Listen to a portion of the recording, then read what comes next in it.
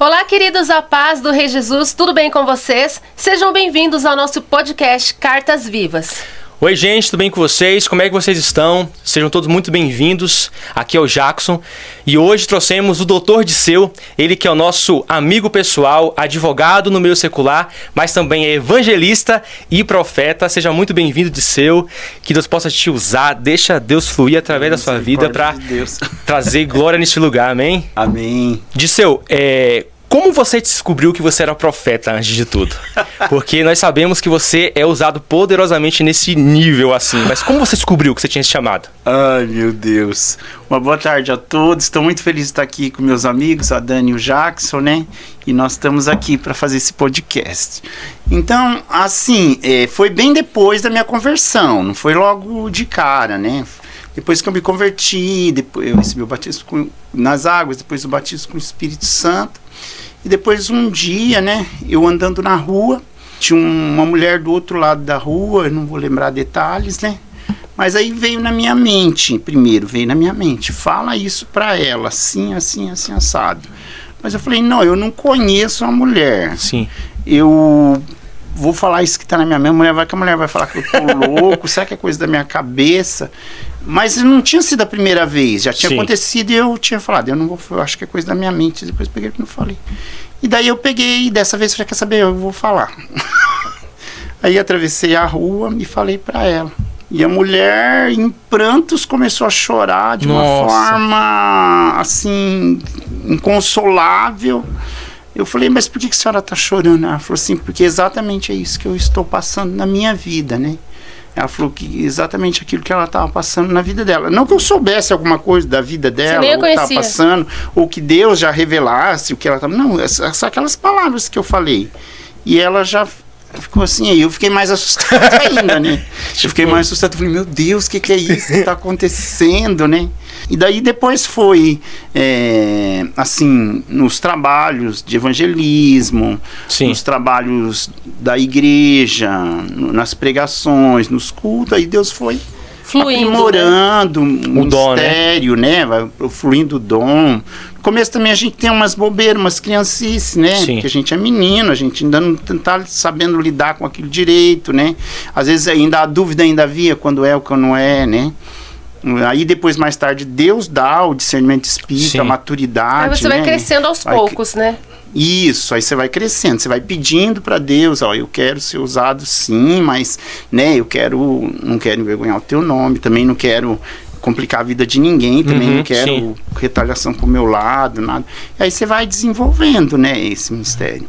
Entendeu? Ou seja, o dom da profecia você recebeu há 30 anos atrás.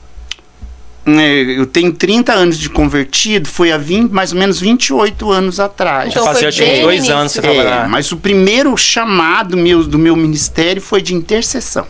Nossa. Oração. Eu já me envolvi com a oração logo de cara, eu já me envolvi com a oração. Eu já aprendi que tinha que orar, que tinha que ter vida com Deus, tinha que ter relacionamento com Deus. E tinha um povo que orava toda a tarde, da 1 às 14 horas, aí eu já entrei, claro, cheio de problemas, né? Que eu não fui de graça, né? Você não nasceu na igreja? Não, eu já fui com síndrome do pânico. Isso aqui é receita azul. Nossa! Você tinha diagnóstico de síndrome do pânico? Sim, assídio F32. Olha! Eu já fui com síndrome do pânico. Quando você se converteu, você tinha quantos anos? Mais ou menos. Vai entregar assim, a idade do mais seu. Ou menos. 36. Olha, você se converteu assim, tarde, né? Menos. Uns 30 anos. Uns 28, mais ou menos. Então, assim, eu me converti por causa disso, porque eu trabalhava na polícia, né? Então, meu distintivo da polícia. Ai, que legal.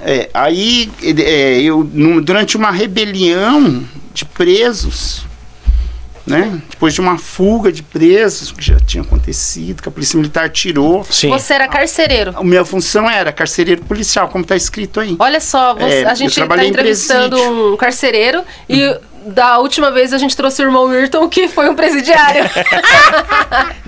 E daí, numa dessas rebeliões aí, já tinha acontecido que tiraram a polícia militar das guardas das cadeias.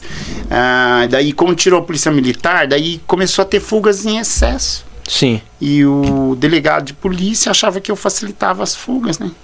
Tipo, tinha uma perseguição contra a tua vida. Tinha uma perseguição contra a minha vida. Mas também, desde o início, você sempre esteve envolvido com leis, né? Porque você hoje é advogado. Mas antes você já era carcereiro, olha que legal. Sim. E sempre gostou disso. Daí, né, nessa fuga aqui que eu recebi um tiro, né, no abdômen. Nossa. Né, fiquei com colostomia. Então, essas prontuário aqui médico é tudo... Desse tempo, dessa fase. Desse tempo. Aqui, ó, tá bem claro, ó. Tiro de projétil de arma de fogo, né? Nossa. Que foi quando eu tomei o tiro, né? Na barriga. E aí, tudo isso que me levou para Deus. Para Deus. Eu não fui na boa. Era isso que eu ia perguntar. Isso. Porque em alguns casos a gente vai no amor. Isso. O meu caso, por exemplo, foi isso. Eu nunca tive uma vida conturbada no mundo, né? Pra ir para Cristo. Mas tem gente que vai através da dor. Foi o seu caso, então? Sim, fui nesse estado. E eu, assim, eu era muito incrédulo, né? E eu respondia também 3 processos crimes, 3 processos administrativos, né? Eu fui desse jeito. Nossa, o disso Você era da pá virada. Eu era o cão entrava em mim, não é nem... Então, quando você olha pro seu passado, você se considera que você era tipo uma pessoa ruim? Sim, porque tem gente que se vitimiza, né? Sim. Fala assim, não, mas meu pai, minha mãe judiou. Não, Sim. eu era o problema na minha casa. Você era ruim mesmo. Eu dava tiro nos outros. Entendeu? Caraca. Se olhasse pra mim com a cara feia, eu já dava tiro. Graças a Deus, não matei ninguém. Mas eu era arrogante, eu era valentão, eu era prepotente, eu tinha uma vida devassa, tinha uma vida sexual, imoral, suja, em tudo tipo que você possa imaginar, entendeu? Aí eu fui pra Jesus desse jeito, eu fui pra Jesus dessa forma. Depois que você levou o tiro. Depois que eu levei o tiro, aí eu fiz colostomia, fiquei com uma bolsa de colostomia, igual o presidente Bolsonaro. Ali você tava quebrado. Aí eu tava quebrado. E com essas doenças psicológicas, né? Psicossomáticas, né? Psicossomática, psicológica, daí com a síndrome F32, que é a síndrome do pânico. Você fica num quarto escuro, assim, só chorando. Nada tá bom, entendeu? É um negócio, assim, terrível. Nada tá bom, é só opressão. Só tristeza, angústia. Você não quer ver ninguém, você não quer comer, você quer ficar chorando. Uma depressão profunda também. É uma depressão profunda, isso. Daí, dessa forma, aí eu fui fazer um tratamento psiquiátrico. Aí quando eu fui fazer um tratamento psiquiátrico, quando eu tô passando pela rua, uma mulher, que é de Guararema, Edith, né? Evangelista, também pastora hoje. Olha, Edith de novo, o irmão Ayrton também falou dela aqui. Olha que legal, minha mãe na fé. Então, o irmão Ayrton falou que foi através da vida dela também que Deus fez algo poderoso na vida dele. Aí ela falou, entra ali, olha, tem uma igreja. Vou chamar ela aqui um dia. Traz, você vai amar. Nossa. Eu conheço ela. Aí ela pegou e falou, entra ali que Deus vai falar com você. O horário que o pessoal tava orando, era antes do meu médico. Daí eu entrei. Quando eu entrei, eu já senti uma presença, uma calmaria. Uma vida que estava completamente opressa. E ela não te conhecia. Aquele caos que estava na sua mente foi silenciado na hora. Na mesma hora. Eu senti a mesma coisa também. Aí eu peguei e já falei pra eles. Falei, nossa, que legal, o que vocês fazem aqui? Não, você tá morando, pode dobra o seu jeito. Você fala com Deus. Não sabia orar, não sabia nada. Aí imediatamente o pastor, né? Que é o pastor Edson, que é daqui do Presbiteriano da Graça de Mogi, mais a Fran, já me chamou numa salinha, eu já contei toda a minha vida, já contei tudo que eu estava passando. Aí ele pegou a Bíblia e falou assim, se você servir a Deus de verdade, de coração, dentro de 1 ano sua vida vai mudar. E se a sua vida não mudar, eu rasgo essa Bíblia. Ele falou desse jeito pra mim. Como se fosse hoje, eu lembro, ele falou desse jeito pra mim. Ele falou, se você servir a Deus de verdade, dentro de 1 ano sua vida vai mudar. E eu não tinha mais nada mesmo para oferecer, né? Tava no fundo do poço. Fundo do poço. Nem a minha família me queria. Nossa. Entendeu? Aí eu peguei e fui seguindo. E eu sou uma pessoa que, eu não sei se vai encaixar em outras perguntas, que eu era muito incrédulo. Então eu tive que ver para crer, né? Enquanto o texto sagrado fala que é melhor aqueles que não viram, Viram, mas creram, né? Bem-aventurados que não viram e creram. Mas eu tive que ver, que eu era muito incrédulo. Tomé da vida. Então eu era muito incrédulo. Eu, por trabalhar na polícia, eu via a parte ruim, eu achava que nenhum ser humano prestava e que ninguém fazia algo, sim, ser por outro alguém, que não fosse por interesse ou por alguma vantagem. Você não conhecia a bondade? Não conhecia o amor nem a bondade. E eu conheci pessoas como Edith, como a mãe da Monique, pastores, que foram pessoas que me acolheram sem eu ter nada para oferecer. Sim. Não tinha nem salário. Quando Entendeu? no seu pior momento, Deus levantou essas pessoas. Isso, as irmãs MM lá, a Lia, Marlene, a Marilda, que hoje é pastora em São José, esse povo me ajudou muito, né? Aí eu fui caminhando com Deus, mas é assim, por que que eu me encaixei? Olha a importância do amor, porque eu vi amor sem interesse na vida delas, dessas pessoas. Elas estavam te acolhendo cheias como do uma dom do amor. aula. Sim, sem pensar, porque eu também não tinha nada para oferecer. E eles cuidaram de mim, né? Ensinaram a fazer como eles faziam. Sim, por isso que a Bíblia fala que é muito importante o dom do amor. É, Porque o amor, ele não tem interesse. é. Porque se essas pessoas tivessem interesse, certamente você não tinha se rendido a Cristo. Sim, não. Na verdade, acho que elas nem teriam se importado. Exatamente. E aí eu peguei e fui caminhando. Aí depois de 2 meses já teve um propósito, uma campanha na igreja, num culto de profecia mesmo, que era na terça-feira, o culto da unção, o culto profético. E daí eu deixei meus remédios, que eu tomava todos em cima de uma mesa, né? Eu tomava remédio alopático, porque o meu organismo não funcionava. Eu sentia dor o tempo todo na onde eu senti o corte. Não foi dor que passou depois da cirurgia de 1 mês. Foi dor que durou um ano para passar. Teve sequela. Da colostomia. Daí eu peguei e levei esses remédios. Aí uma pastora levantou aquele remédio e falou: quem que é o dono desse remédio? Que eu falei: sou eu. Falou: vem aqui. Eu falei: ela falou assim: olha, Deus primeiro está curando a tua alma. Aleluia. Está tirando essa opressão, essa tristeza, essa angústia, essa síndrome, enfim, ela falou todos os sintomas da síndrome do pânico. Revelou tudo. E daí ela falou assim: a partir de hoje, Deus está te curando. Aleluia. E aí naquela noite eu fui para minha casa, consegui dormir, acordei bem. Outro dia eu falei: não vou tomar o remédio. Não tomei, sua fé já estava sendo ativada, entrando em ação, né? Estava entrando em ação. Aí depois de uma semana eu joguei tudo fora, os remédios de receita azul, como vocês viram aqui. Deus.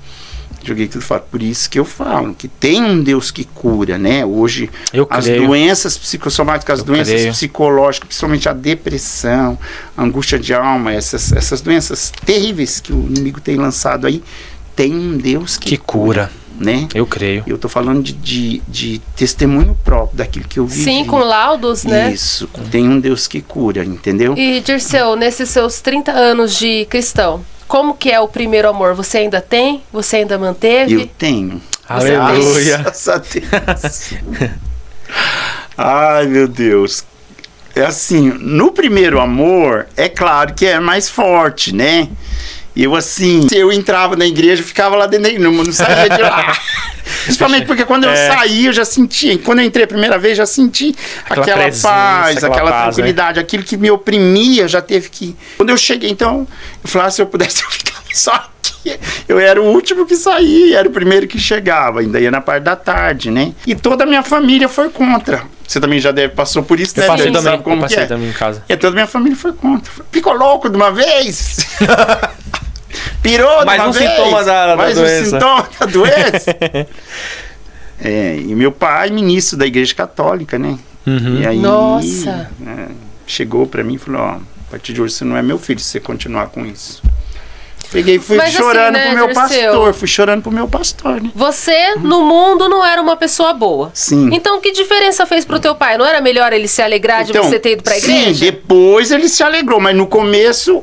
O inimigo, infelizmente, usa eles pra ver se você sai. A religiosidade, né? Pra ver se você sai. Daí ele pegou e falou isso. Aí eu peguei e chorei pro meu pastor e falou assim: continua, porque Deus ainda vai, o seu pai ainda vai ver Deus na sua vida. Aleluia. Até que um dia o meu pai falou assim: fica na sua igreja. Fica lá, porque lá tá sendo muito bom pra você. Olha só. Ele começou a ver os frutos, né? Aí depois também minha irmã já se converteu, minha sobrinha já foi, a outra minha irmã já se converteu, os filhos dela se converteu, daí meu irmão se converteu, minha cunhada se converteu. Olha, tudo aí já Deus vida. Já foi. A Glória outras sobrinhas lá do sul, as duas se converteram, aí longe de mim, mas se converteram lá nessa Porque você orava por elas? Orava, clamava todo dia. E daí eles viram, né? Sou perfeito, pelo amor de Deus. Tenho, talvez, erros grandes, né? Mas, assim, eles viram Cristo em mim. Viram que aquilo foi bom para minha vida. Que aquele caminho era o correto. Houve uma mudança na sua vida. Uma mudança. Que foi visível, né? Você foi uma carta viva. Fui uma carta viva. Graças a Deus. Estou sendo uma carta viva, né? Entendeu? Mas assim, no primeiro amor era tudo de bom, e né? continua, né, Dirceu? Deus trata a gente igual um bebezinho. Um bebezinho de colo, né? Gente, às vezes eu tava lá atrás, no último banco da igreja, a profeta levantava e falava, olha, eu estou te abençoando. Deus trata a gente, é o leitinho, né, de Aí depois Deus. no meio vem um chicote. É o menino, né? Quando eu tô era na fase do menino, chicote. eu andava com o menino. Vestia com o menino, falava com o menino. Mas Agora, hoje eu sou homem, né? Agora eu tenho que crescer, né? Pra crescer Agora é o chicote, tratar de Deus. É. Pra crescer é o vaso sendo amassado. Não adianta, verdade. é o olaria, né? Pra ser vaso, todo mundo quer ser vaso, né? Mas pra ser vaso, você passa pela olaria, não tem jeito. verdade. E a olaria dói. Sim, o barro vai sendo amassado e feito várias vezes até ficar. Eu aprendi algo interessante de uma irmã que foi mesmo numa olaria para ver como o vaso estava sendo feito, né? A casa do oleiro, ela foi mesmo. Ela falou assim que o mais difícil pro oleiro não é nem por fora do vaso, é a forma que ele trabalha por dentro, o formato de dentro do vaso. Olha que profundo. Porque senão o vaso fica todo deformado por dentro. O externo é um detalhe. Sim, o externo é mais fácil que você tá observando, todo mundo tá observando.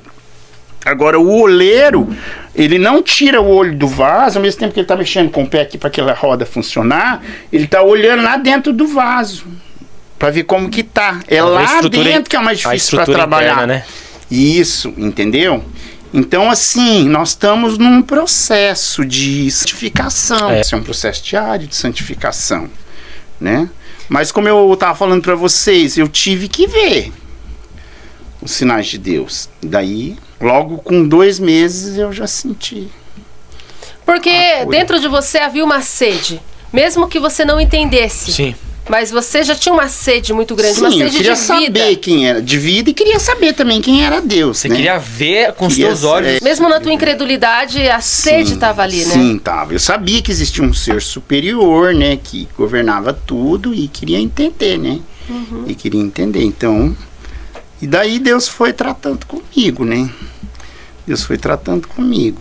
Aí, depois de batismo com o Espírito Santo, confirmar como profeta, depois ministro da palavra, depois na área de aconselhamento, porque como direito, daí eu já consegui terminar minha faculdade de direito, né? Aí já passei no exame da OAB, que foi um milagre também, que só 5% passaram. Daí, por tratar com pessoas, Deus já me deu a capacidade de aconselhamento. Às vezes eu aconselho você. Sim. Ai, várias vezes. Deixa eu contar um testemunho pra vocês aqui. No início do nosso casamento, eu e a Dani, primeiro ano, foi difícil, né, amor? A gente brigava muito. Nossa, a gente brigava demais. Demais. E adivinham quem era o nosso conselheiro? O Dirceu. O Disseu. Ele Nossa, que eu ligava pro apaziguava. Disseu. Disseu, pelo amor de Deus, socorre a gente. Eu vim aqui em casa. E a gente ia pra lá pra ele conversar com a gente. Então, assim, quem trata com pessoa, pede pra Deus, Deus me dá o espírito do bom conselho. Amém? E dá o espírito do bom conselho. Porque no nosso caminho vai aparecer gente desesperada, vai aparecer gente que bate na mulher, vai aparecer gente querendo se matar, que já apareceu muito na minha vida. Mas a área que eu mais trato mesmo é de gente que foi magoada sentimentalmente. Olha. Ou traída. Na área emocional. É nessa área. É incrível como Deus me usa nessa área. Eles vêm parar no meu caminho. Eles vêm e já vêm com o diabo já quase querendo acabar com a vida deles. Não foi só um, não. Foi mais muitos. Mas é um que mistério. A obra de Deus Deus é é muito organizada, porque né? daí aí eu tenho que fazer aquela parte de desligadura de alma, para esquecer aquela paixão mais rápido. Porque quando a pessoa ela é traída e quando o sentimento, a paixão é muito forte, porque hoje está tendo muita Maria da Penha, muita essas coisas aí, é um demônio que faz... potestade atuando, né? Potestade, que faz com que a pessoa queira matar o ser amado para não perder, entendeu? Então, assim, Deus me deu autoridade para tratar com essas pessoas. Sim. E Deus me põe no caminho. Você acredita nisso? Eu acredito. Sim, porque é um ministério que Deus colocou na tua vida. Choram, e Deus te capacitou para isso. Sim, eles choram. É uma obsessão, né, Dirceu? Aí, depois que faz a desligadura de alma, eles ficam mais tranquilos. E depois que eles começam a caminhar com Cristo, aí eles vão... Vai. Diferente daqueles casos, do mundo que fala assim, a roda gira, pega uma outra para esquecer. Aí é diferente do mundo, aí a alma fica mais dividida ainda. Se a alma já estava dividida com uma só, que deu aquele BO, na separação, aí, quanto mais ele se relaciona, mais a alma dele vai ficar mais dividida ainda, ele vai ficar mais seguro, vai ficar mais... E vai levando para outras coisas, então, droga, vício, prostituição. Que é um assunto muito profundo esse, né? Porque na Bíblia fala que um homem e uma mulher, quando eles se unem, eles se tornam um só. Um só. Então, quando eles se relacionam né? sexualmente, eles se unem ali. Sim. E aí, pra separar, tem um machucado, né? Um rasgar, né? Sim.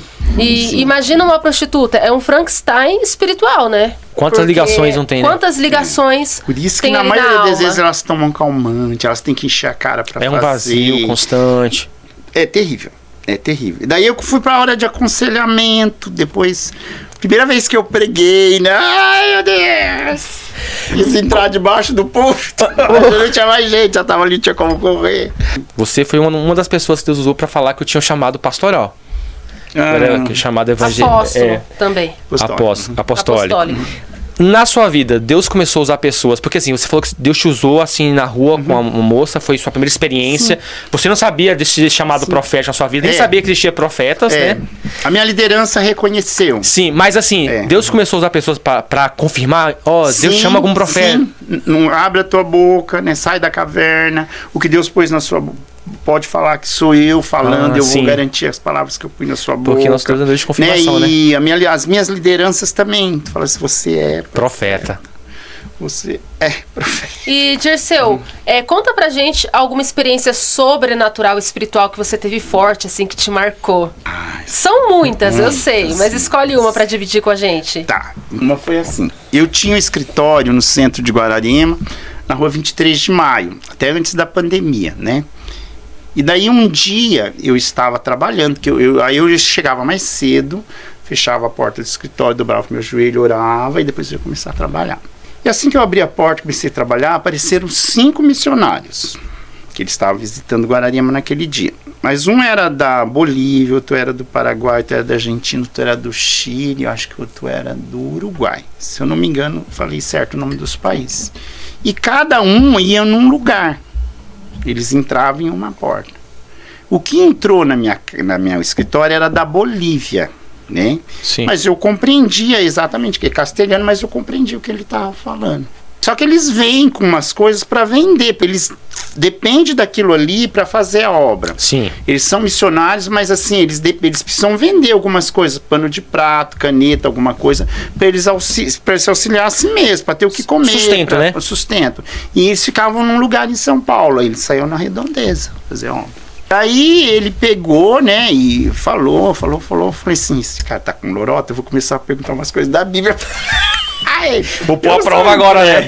Eu melhorei bastante, mas eu falei, eu vou pôr a prova porque acho que você tá querendo vender. Eu vou até ajudar, mas será que não é 171 só pra vender os paninhos, vender as canetas? Usando o nome de Deus em vão, né? E comecei a perguntar. Aí eu peguei e perguntei pra ele. Falei assim, então, como que você se converteu? Aí falei, qual o texto da Bíblia, né, que você está relacionado com a conversão? Ele falou assim, olhar. Eu tenho muitos textos que eu não decoro, eu tenho que olhar, né? Eu sei na minha cabeça, mas ele falou ali a localização certa, certo. Nossa. Ai. Já foi um tapão, né, Zé? Eu falei assim, então, mas por que você deixou sua terra? Aí ele pegou e falou assim, eu tive um encontro verdadeiro e real com Jesus. Na minha terra eu era rico, meus pais são médicos e tem um hospital. E eu tive que largar tudo para servir a Deus, para fazer o que Deus tinha na minha vida. Olha. O cara era médico, tudo, né? Falei, nossa, mas como é que o cara foi largar tudo isso? Realmente, ele deve ter tido um encontro com Jesus. Sim. Aí ele continuou a contar. Ele falou assim, daí eu decidi acho que Jocum. Um dia eles ficam sendo treinados num lugar, no outro dia eles têm que sair e ter uma experiência com Deus. E à noite eles têm que contar aquela experiência que eles vivem, porque eles não vivem só de coisa, não. Eles vivem de ter a experiência sobrenatural com Deus. Eles vivem disso, entendeu? É a forma que confirma teoria o e prática chamado junto, né? Ministério de isso. Palavra e prática junto, entendeu? Aí ele veio e falou assim, aí todos estão fazendo isso. Eu falei, é. Ele começou a contar da vida dele, foi contando, eu consegui ver nele uma fé como de Estevão. Olha. E eu comecei a chorar quando o Espírito começou a falar a respeito dele direto pra mim. Eita glória. Da alma dele. O Espírito começou a falar. E o Espírito falava no meu coração. Ele é como um Estevão dos dias de hoje. Falei, meu Deus, eu estou recebendo um homem desse dentro do meu escritório. Nossa, e o Espírito falava em mim. Eu comecei a chorar como nenhuma criança. Aí ele pegou e falou assim, eu posso dar um abraço no senhor? Ele falou, quando ele me viu chorando. Aí, quando aquele jovem aleluia, de 22 anos me abraçou naquele escritório, Deus sabia o que eu estava passando, que era o começo da minha carreira. Foi como o céu se abrisse naquele exato momento. Aleluia, Deus. Eu esqueci que eu existia. Eu creio. A presença de Deus foi tão grande que parecia que a gente já queria ir pro céu naquela hora e abraçar o Todo-Poderoso. Aleluia. Aleluia. Aí, me abraçou tão forte. Eu senti como se Jesus me abraçasse no céu. Se abriu e eu fiquei uma semana quebrantado. Você já passou por isso? Já vivi eu isso. Sei como é. Eu fiquei uma semana só no céu. E quando é assim, todas as vezes que a pessoa conta, chora. Você chora. E só serviu pra mim crer mais. Só serviu pra mim ser mais servo. Aleluia. Só serviu pra mim chegar mais perto de Deus. Só serviu pra mim ser mais tolerante. Matar mesmo o meu eu. E fazer a vontade do Todo-Poderoso. Foi ali praticamente uma experiência de EQM que você teve, né? Tipo, experiência de quase morte. Você não morreu nem nada, mas a sensação que você teve. Porque você falou que sentiu praticamente o céu. Sim. Naquele momento. Sim. Na verdade, praticamente não. Você sentiu de fato, né? Sim. E quando você lembra, você chora, se quebranta, porque foi muito forte. Foi. Foi muito marcante. E Deus também usou a vida daquele jovem para te mostrar o amor ao evangelho, né? Porque ele largou tudo, né? Ele largou, família, ele era rico, ele mostrou. Dinheiro. Ele tinha Ou tudo. seja, existe acesso do céu na terra. Existe. Existe. É possível sentir o céu na terra. Existe. É possível. E em níveis... Estevão viu o céu aberto. Sim. E ele estava na terra. Estava na terra, né? Na terra. Ele viu o céu aberto. E os anjos, né? É possível. Então, e aí a gente vê essa terra, essa geração, inclusive, corrompida, sabe, tão perdida, só que o Espírito Santo ainda está na terra, né, Dirceu? Aquele que barra a obra da iniquidade está na terra. Que é o Espírito Santo. Por isso é que a terra não virou um caos ainda. Uhum. Né?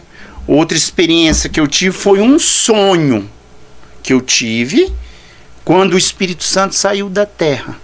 Né? Eu já tinha mais de 10 anos de convertido, eu me deitei, fui dormir, quando foi pela madrugada eu tive um sonho. Então ali onde nós moramos, o Espírito Santo já tinha subido. Levado à igreja? Levado à igreja. E eu fiquei mais apavorado, porque eu fiquei no sonho. E aí vinha as máquinas, o trem desgovernou o trem que passa ali.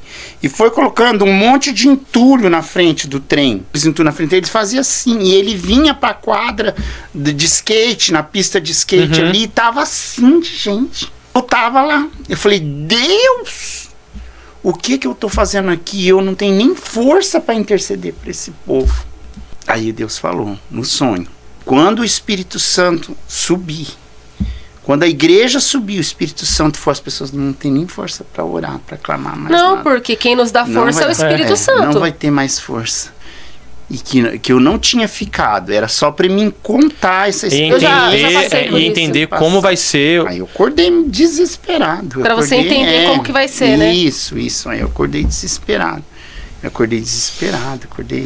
Porque quem nos capacita é o Espírito Santo. Que conduz, né? A gente sem o Espírito Santo não é nada. Ele ainda está na terra, né? Sim. Então, mas barrando as obras da iniquidade. E Dirceu, por isso que o anticristo também não se manifesta. Sim. Faz o que quer, o capeta não faz o que quer. ele só vai se manifestar mesmo quando o Espírito Santo sair. Sim. E quando a igreja for levada. Sim. Dirceu, você já viu demônios e anjos? Então, eu já vi anjos. Agora, demônio desde o início. Eu sempre pedi para Deus que eu não queria ver.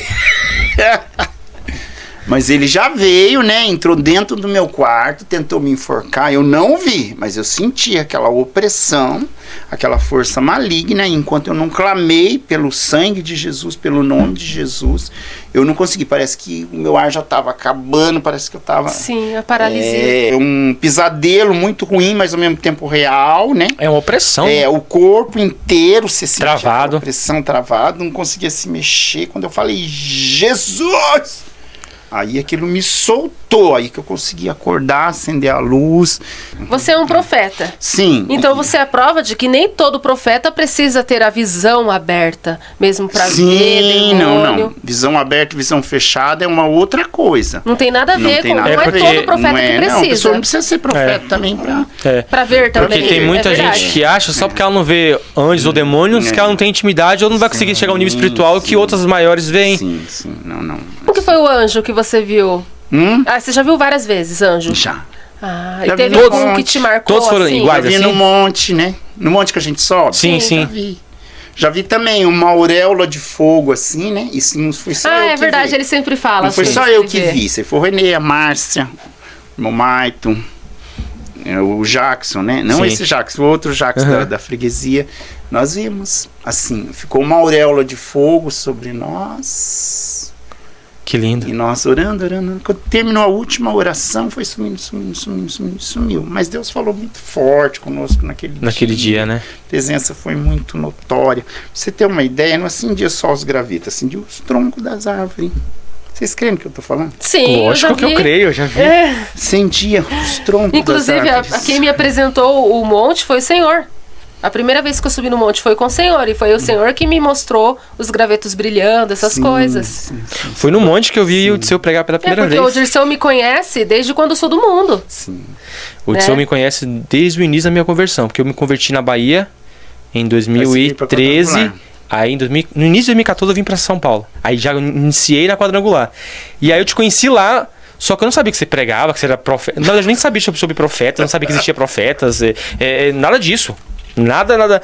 Eu era só lia a palavra, tinha minha comunhão com Deus, mas nada de Ele sobrenatural. Era tradicional.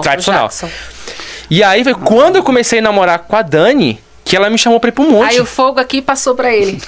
E aí foi em um dessas idas no monte que eu te vi pregar no monte. Quando você... Gente... Vocês não têm noção como o Dirceu prega no porque monte. tá calma aqui. Jackson, menos. Não, é porque você tá calma Deus aqui na toma o entrevista. Dirceu assim até hoje. Que quando eu tava lá, do lado da Dani assim, quando eu te vi pregar, eu fiquei assim meio que incrédulo. Falei, é o Dirceu? Misericórdia de Deus.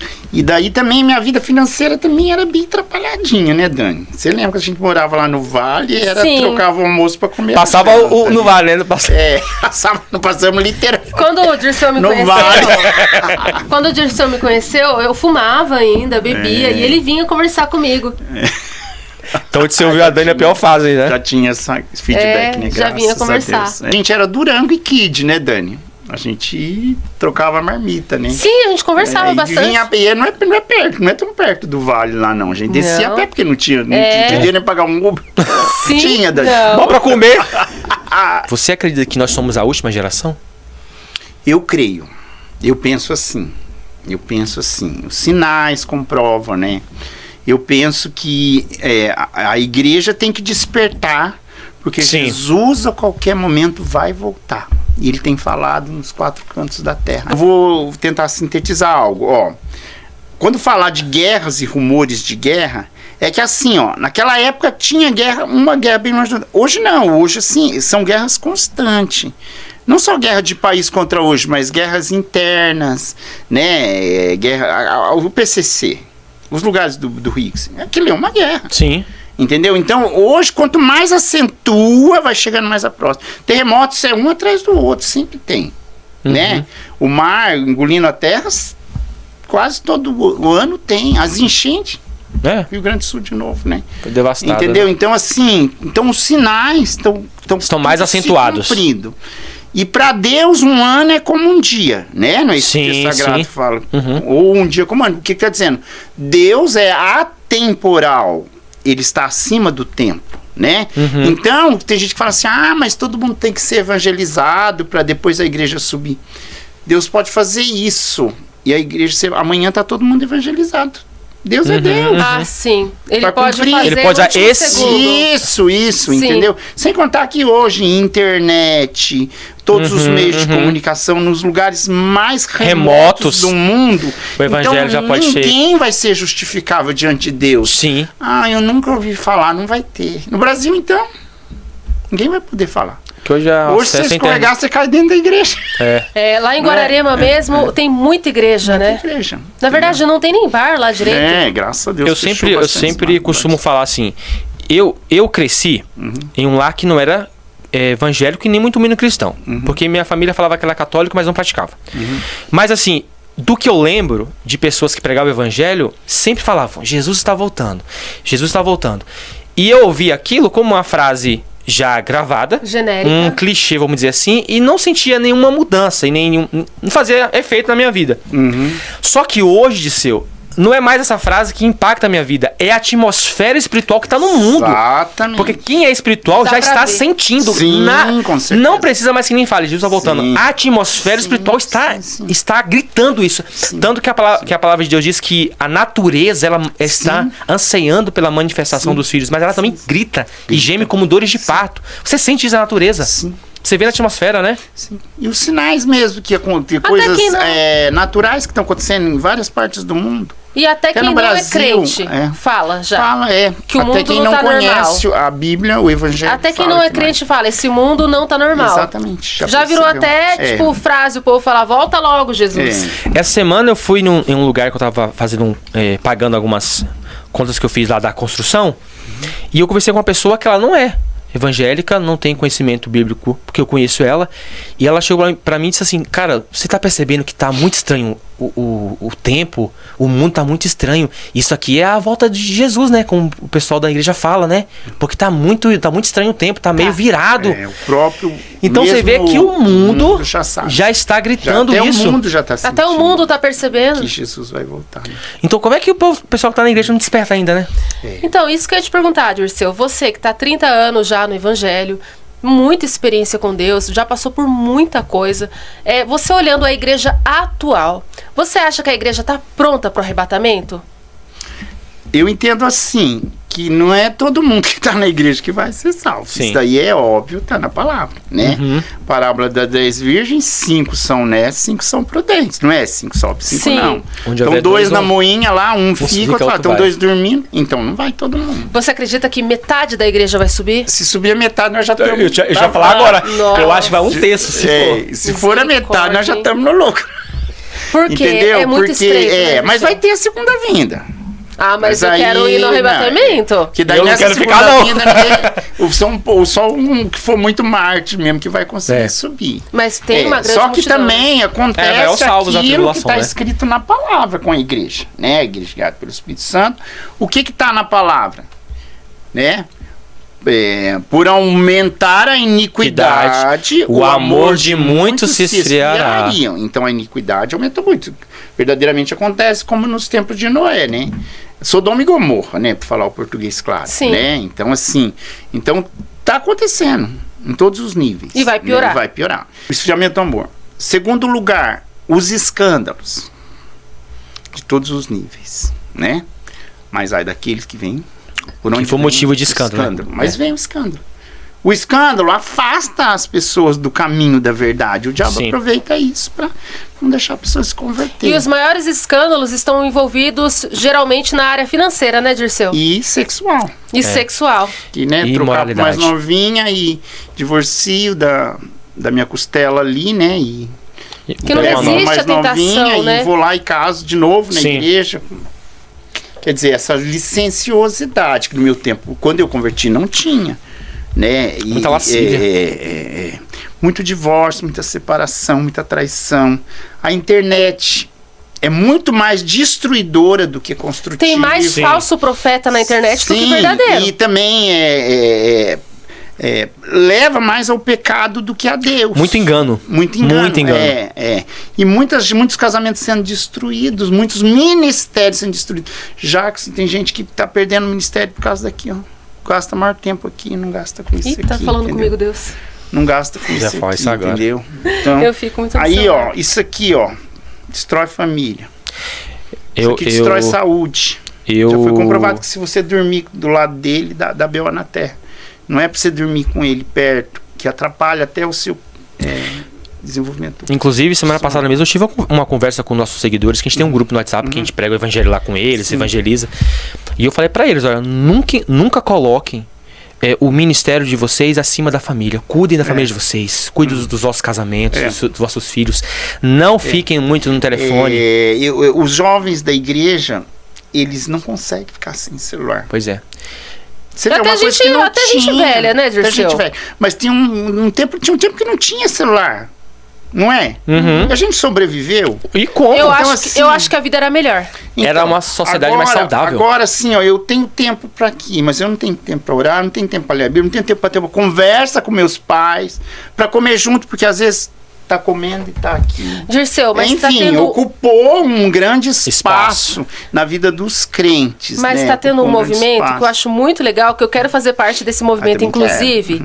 Que são pessoas que querem se desintoxicar totalmente dessa tecnologia, tipo, que suga tudo. E o que eles estão fazendo? Acho que a Nokia tá relançando o celular que só serve para ligar e mandar SMS, igual os primeiros celulares. Sim. E tem muita gente comprando já, porque não quer ter mais acesso à internet, mas quer continuar tendo contato com as pessoas. Né? E tá comprando aqueles telefones antigos, né? Mas ele tá com uma nova cara. Tipo, e eu acho que eu tô quase fazendo isso também. Olha, como servo do Senhor, como ministro do Senhor, o diabo tem usado muito. Sim, demais. Eu sei. Demais. Usado muito mais pro mal do que pro bem. Porque isso daqui rouba tempo de oração. Sim. Rouba tudo. E o IA, que tá avançando.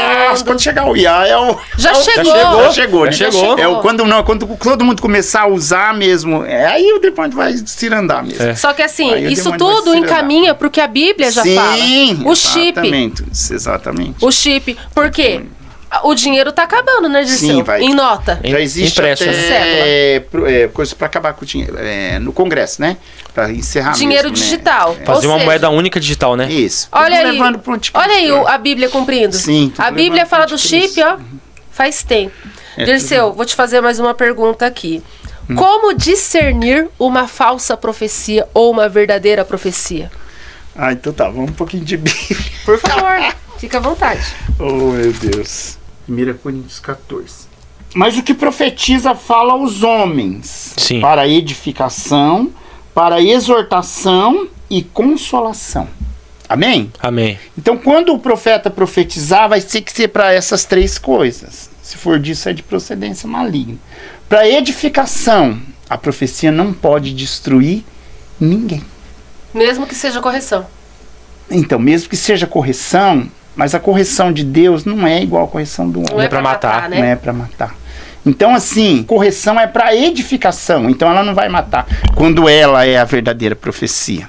Se eu falar para você, ó, você vai sair ali daqui a pouco, um carro vai te atropelar. Isso vai te edificar em alguma coisa? Não, isso é uma maldição. Você tá entendendo? Se eu falar para você, sua casa é maldita lá, isso vai te edificar alguma coisa? Vai me deixar perturbado.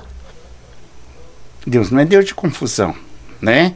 Então, a profecia, ela, ainda que seja correção, mas ela tem que edificar. Ela traz paz e ela tem que edificar. Entendeu? Porque Deus corrige aqueles que Ele ama. Quando a correção é de Deus, ela é no amor. E aquele que faz a ferida ligará, né? Isso. E aquele que fere, mas também ligará. Cura, né? Aí ele continua falando para exortação, né? No sentido de correção, mas uma correção de Deus no amor, um escape. Um alerta. Um alerta, porque se usa o profeta é porque aquilo não vai acontecer, porque Deus tem o controle de tudo, a não ser que a pessoa desobedeça, sabe que lá vai estar o BO e pise lá. Que daí ela já está tentando a Deus, é um outro departamento, né? Sim. Então, para corrigir e depois para consolação.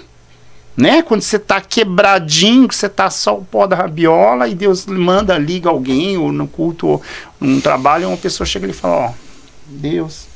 Isso. Deus é contigo, Deus vai te honrar. Essa situação que está acontecendo vai passar, porque isso daí é assim, assado, o propósito dele é nesse.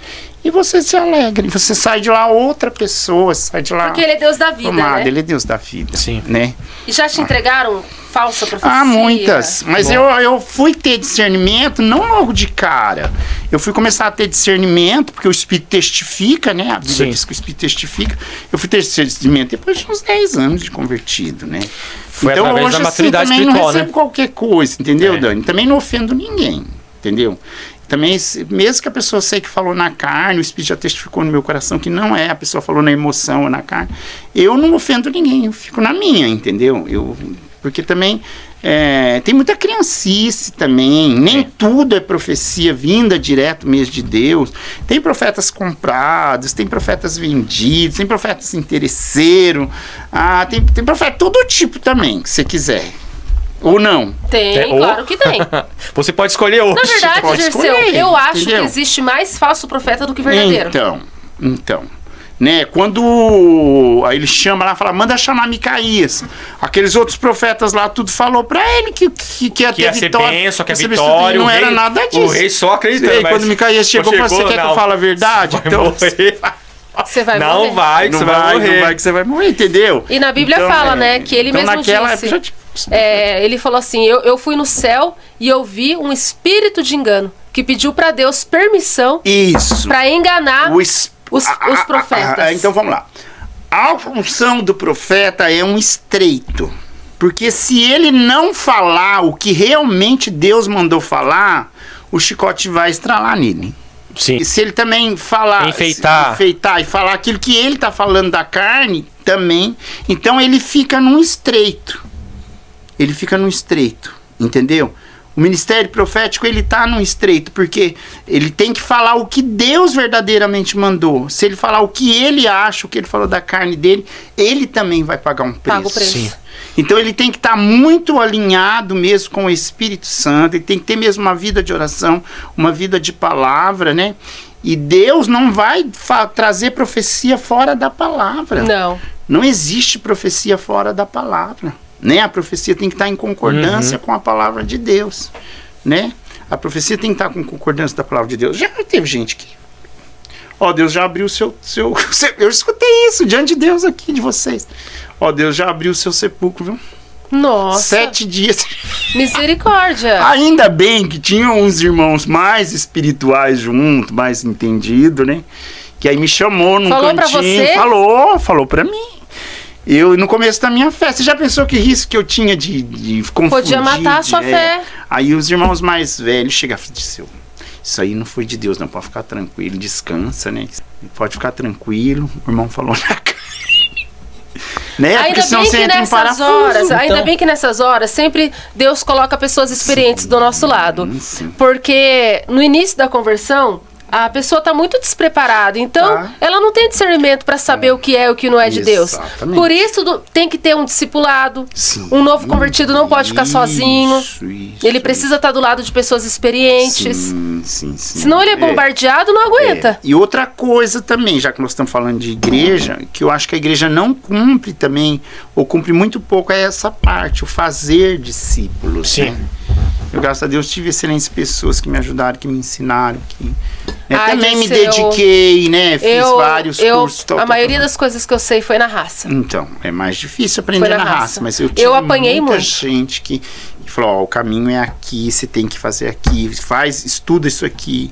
Que nem fiz Veredas Antigas, fiz Homem ao Máximo, fiz Libertadores com a doutora Neuza, né? Que hoje já tá com 100. Eu já ia perguntar, ela estava viva, ela faleceu, né? Aquela mulher tremenda, né? Aí fiz Libertadores com ela, aí vários cursos, teologia, né? Eu acho que a preparação para o ministério é muito importante. Você se preparar para o ministério, você se preparar para o chamado. Olha ela aqui, lindinha. Aí é muito importante você se preparar para o chamado. Você é um cara de jovem aqui. Ele é jovem ainda. Hoje em dia, por causa da deficiência, se a área é grande, se são poucos, às vezes a pessoa nem foi chamada para aquilo, já coloca. Cheia de Deus, a pessoa, né? Também, ela é. Sabe pessoas que mudam a atmosfera espiritual quando chega? Ela era assim. Quando ela entrava, não estou idolatrando ela não, toda a honra, toda a glória é dada somente a Deus.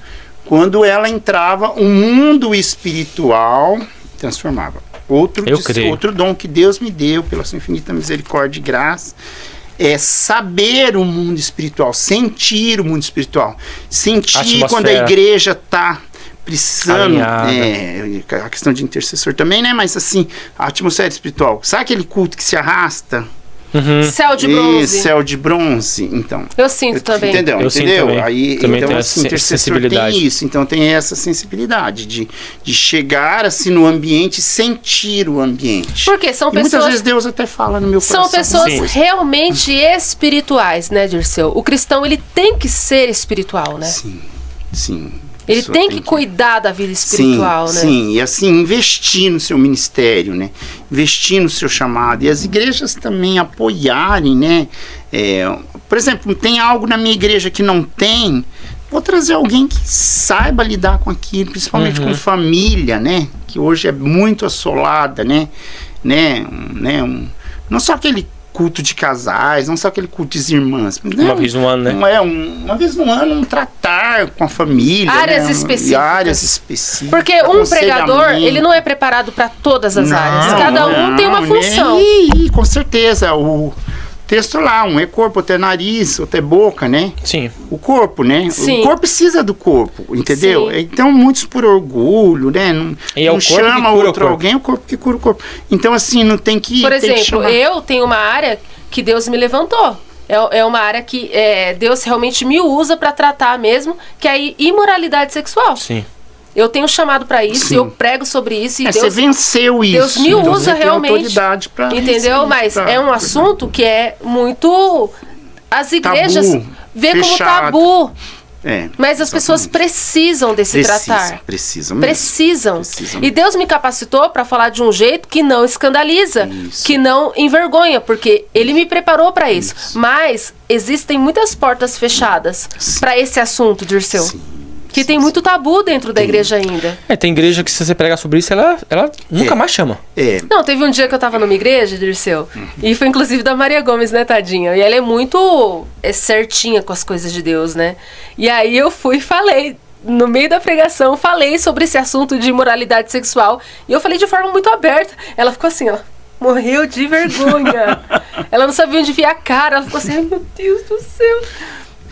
E não era para ser um assunto de vergonha. Eu acho que nós, como corpo, deveríamos aproveitar o que o outro tem. E não afastar ou querer ser melhor, ou no meu não precisa. Não é. Eu tenho essa mesma mentalidade. A boca precisa do olho. Todos precisamos. Isso, todos nós precisamos. De tratar, em todas as áreas. Isso. Cada um tem uma função. Eu conheço igreja que dão cursos de área financeira, que são coisas lindas. Você vê, né? Eu conheço igreja que faz cura da alma de uma forma espetacular, né?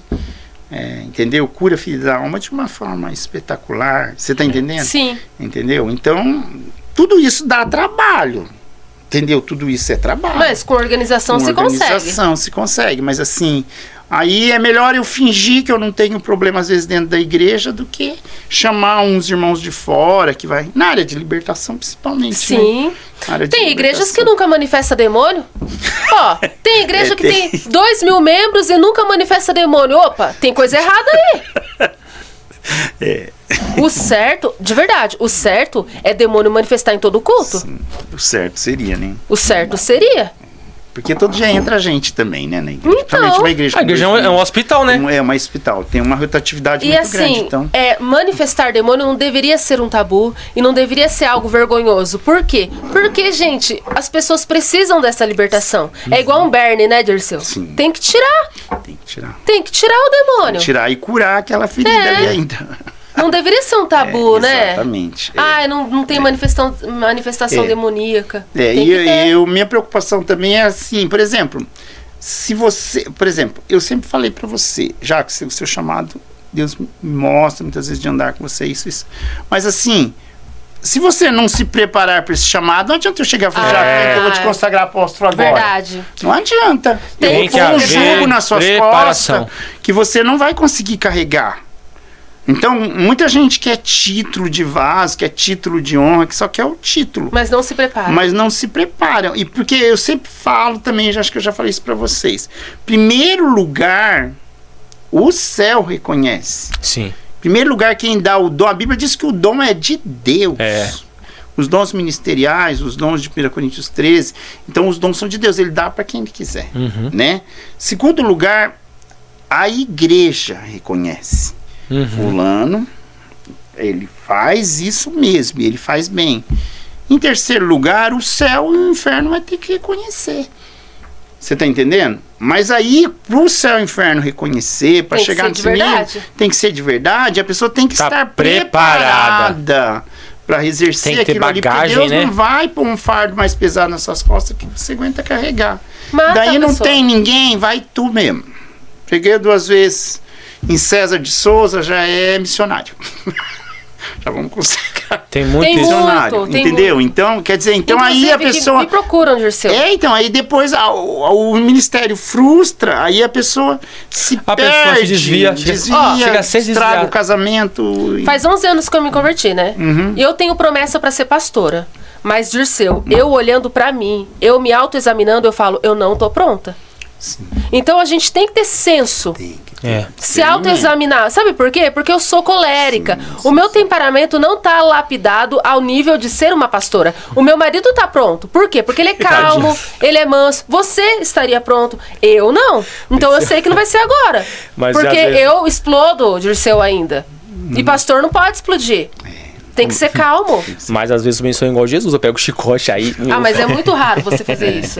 Então, assim, eu vejo isso também, entendeu? Pondo assim a pessoa na frente da batalha. Respeitar sem a o pessoa, tempo de Deus, né? Respeitar, sem a pessoa estar preparada, sem ter confirmação, sem... Então tudo isso faz com que a igreja também, né, fique nesses altos e baixos, mas o cumprimento da palavra... Falta de organização, Dirceu. Não é todo líder que é bom administrador, você concorda comigo? Concordo. Tem muitos líderes que não são bons administradores, né? Na verdade, ela é um organismo vivo, né? Na verdade, ela, ao mesmo tempo que ela é uma administrativa, ela também é algo espiritual, dirigida pelo Espírito Santo. Na verdade, tem muitos líderes que nem foram levantados por Deus. Então. Pra começar, é isso que eu falo. Um tempo atrás eu tava vendo um pregador na internet que o cara perguntou pra ele, inclusive no podcast, quantas vezes você já leu a Bíblia? Aí ele, eu não li nenhuma vez ainda. E ele é pregador. Profeta na internet. Profeta. Como um cara que nunca leu a Bíblia. Nunca tinha lido a Bíblia. E quer ser profeta. 1 milhão de seguidores. Meu Deus. Entregava a profecia pra todo mundo e nunca tinha lido a Bíblia uma vez na vida. Mas pior é o povo que segue. Porque na cabeça dele, só porque supostamente Deus chamou ele, é o que importa. Não. A palavra diz que é buscando o conhecimento, que no conhecimento nós somos libertos. Sim. E é através do conhecimento da palavra que nós somos libertos. E através disso nós podemos ser usados para libertar outras pessoas. Para muitas pessoas existem sim chamados. Sim, eu conheço pessoas que eu vejo um chamado na vida dela. Chamado de evangelista. Inclusive tem um amigo meu que Deus tem usado poderosamente para pregar o evangelho lá no grupo. E eu vejo que antes dele começar a fazer isso, Deus preparou de uma tal maneira, porque o bicho estuda. Estuda. Muito. Prepara, né? Tão não, lindo ele começou agora. Foi através do nosso ministério que Deus abriu a porta para ele começar a pregar o evangelho. Mas ele ficou anos estudando, fazendo cursos. Aí, contrapartida disso, eu conheço pessoas que... Deus me chamou para ser evangelista. Eu falei, e como tá seu preparo? Já leu a Bíblia? Não li ainda. Eu falei, então você vai ler a Bíblia primeiro. Não, mas eu já quero começar. Eu falei, você não tem estrutura. Porque não é somente você ser usado para pregar, para edificar, para curar pessoas, mas você vai passar por ataques que, se você não tiver uma bagagem para você sustentar esses ataques, você perece. E é por isso que muitos ministérios, como você mesmo disse, perecem no meio do caminho, porque não tem base, estrutura. E perseguição, Dirceu? Você como profeta, faz parte da vida do profeta, perseguição? Faz. Elias também, né? Tem que se acostumar, né? Elias quase nem morreu, né? Foi arrebatado. Mas já pediu a morte na caverna, né? Elias também, quem dera ser isso aqui de Elias, né? Mas assim, vai ter a perseguição. Profeta é perseguido, né? Quando você fala a verdade, né? Eu vou ser bem franco com os irmãos, 30 anos de ministério. Eu vi uma única vez o profeta falar contra o altar. Você viu pessoalmente? Sim. Mas eu vejo, eu lembro de Jeroboão, né? Do profeta velho e do profeta novo. Quando o profeta velho já estava ali, só que ele tinha se corrompido. Então ele estava ali, ele se envelheceu, ele não se renovou. Ah, entendi. Entendeu? Entendi. Então o profeta velho já estava ali. Só que o profeta velho comia na mão de Roboão. Por quê? Vendido. É vendido. E hoje também, infelizmente, vamos pregar, mas é tanto. Não tem muita diferença, Sim. no meu ponto É a de mesma vista. coisa. Não tá fazendo a obra por amor, né? Aí Deus levanta um profeta novo. Um profeta novo, mas que tinha coragem de falar a verdade. Que o profeta velho já não tinha mais. Corrompido, né? Tava corrompido. O rei dava tudo de bom, de melhor para ele. Eu já tô sossegado, eu já tenho um cargo dentro da igreja, assento na cadeirinha dos principais. Por que eu vou me desgastar? Porque é bem Ir pra assim, periferia, né? Ir lá na eu casa vou lá na casa do traficante, do que traiu a mulher, daquele que está sofrendo pela traição, do doente, no presídio, né? Não vou, entendeu? Acomodou. Então, o profeta velho nessa época tinha se acomodado. Aí ele chega e põe o dedo na cara de Roboão. Ele falou assim, se você está duvidando da minha palavra, ó, sua mão vai secar. Secar inteira. Vai secar na hora. E secou. E depois ele orou, e aí voltou de novo a mão. Mas ele deu o recado de Deus e veio embora. Pena que por ser novo, ele deixou ser enganado pelo profeta. Não, ele não tinha prática. Não tinha prática. Exatamente o que nós estamos falando. Ele não tinha estrutura. E era Deus se ele tivesse a estrutura, quando o profeta velho foi procurar ele de novo, não vamos lá para minha casa. Não, Deus falou para mim não comer nada, ainda não voltar por esse caminho, né? Para ir para outro caminho. Eu não vou obedecer o Senhor. Eu vou obedecer a voz de Deus, porque daí ele ia mostrar maturidade. Quando que você viu um profetizar contra o altar? Onde você viu isso? Na minha própria igreja, né? Eu congregava em outro ministério, falando uma questão de ética, né? Sim. Daí veio de Belo Horizonte. A Esther, que trouxe, a Esther era a intercessora da Batista da Lagoinha. A Esther trouxe ele. Aí ele pregou na Nacional, depois ele foi pregar na nossa igreja. No meio da pregação, ele levantou, olhou para a liderança e falou assim: o pecado está em cima do altar. Corajoso, hein? Mas ele estava mentindo ou era verdade? Não, é verdade. Aconteceu tudo depois. Foi igual você, deixa eu ver. Eu já passei por isso também. Então, eu já profetizei contra o altar também. Tudo. Aí, para passar um pano, a liderança jogou a culpa nos levitas, porque os ministros de louvor estavam em cima do altar, depois um pano. Mas não era isso. Não era. Todo mundo percebeu que não era, que era com a liderança mesmo da igreja. Nossa. Aí, por isso já. Passou dias... Não edifica ninguém, né? Mas assim, só pra gente ter discernimento, edifica assim, né? Você acha? Mas aí aí descobriu o adultério ali. Os casais de pastores, cada um com a mulher do outro. Meu Deus, uma troca.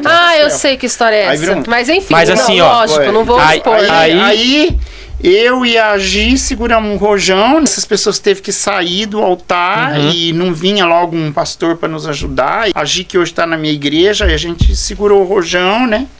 Foi as ovelhas não se perder. Então, mas foi a única vez que eu vi. Porque, na verdade, as pessoas não têm coragem de falar contra o altar, né? Mesmo que saiba que seja verdade, as pessoas não têm Só que eu quase fui expulsa da igreja. Assim, né? Passei por isso também. Um dia Deus me enviou para contar meu testemunho em uma igreja, em uma outra cidade, muito longe, né?